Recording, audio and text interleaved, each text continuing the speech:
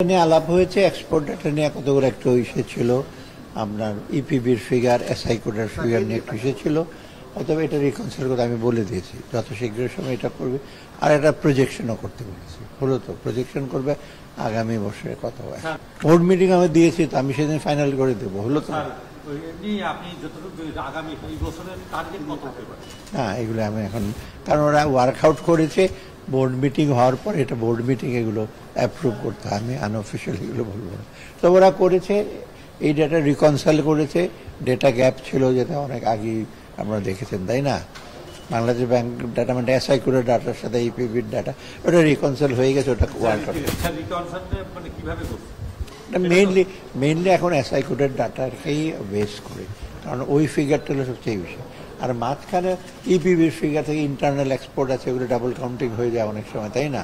আমি এত ডিটেল বলবো না, ওইটা হয়ে যায়, ওইগুলো সব ইসে করা হবে, অ্যাভয়েড করা হবে। সেকেন্ডলি প্রজেকশন জিডিপি ফিগারটাও আমি দেখতে কোনো রিফ্লেকশন হয় কিনা, জিডিপির ক্যালকুলেশনটা জিডিপির সাধারণত আমাদের প্রোডাকশন মেথডে করে, তাই না?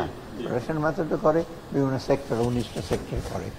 অতএব এই জিডিপির ফ্যাক্টরে এফেক্ট খুব বেশি হবে কি না হবে সেটা ওই আগামী সেটা প্রেস করার জন্য বলেছি, ওটা আপনি জানতে পারবেন, জানতে পারবেন নেক্সট উইকে। সময় বাংলাদেশের কন্টেক্সট হয় কি, আমরা টাকাটাই এমন মিসহ্যান্ডেল করি, এই ইসের মধ্যে লুগের মধ্যে গুঁজে দিই পৃথিবীর।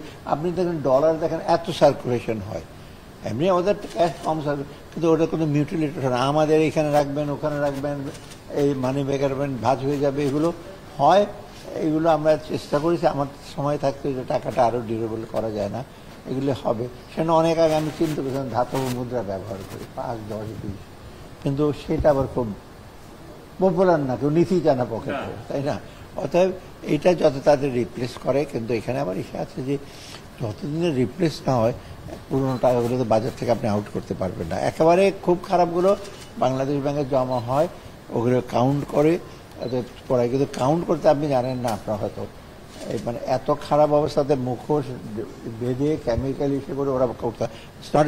আপনার বাইরে থেকে মনে খুব সোজা আছে, গুনতে গুনতে আমি আমার সময় প্রায় 40 বছর ইয়াং ছেলেকে বগুড়াতে এমপ্লয় করছি, তোমরা গুনো বসে বসে। অথবা এটা করে ওটা করবে, এটা আবার সিকিউরিটি প্রিন্ট করতে হয়তো, এগুলো করবে, গভর্নর আসবে, দরকার আমি জিজ্ঞেস করবো। আমরা অহেতুক অপচয় বা অহেতুক যে ইস্যুগুলো আছে সেগুলো আমরা ডেফিনেটলি যুক্তিসঙ্গত করব। আর প্রজেক্টে ডক্টর ওয়াহিদুল মাহমুদ দেখবে যে যেগুলো অলমোস্ট কমপ্লিট সেগুলোতে ইস্যু করবে, আর কতগুলো পাইপলাইন, কারণ ওটার সাথে আবার ইআরডির আমার সম্পর্ক আছে, টাকা পয়সা আনা। তারা যদি বলে আমরা কন্টিনিউ করবো না, ডোনারদের বললো না করবো না। আমি সেটা এটা বেশি মেজর কাজ হলো প্ল্যানিং মিনিস্ট্রি প্রজেক্টগুলো, আর ছোটোখাটো জিনিস তো বাজেট আমরা রিভিউ করবো।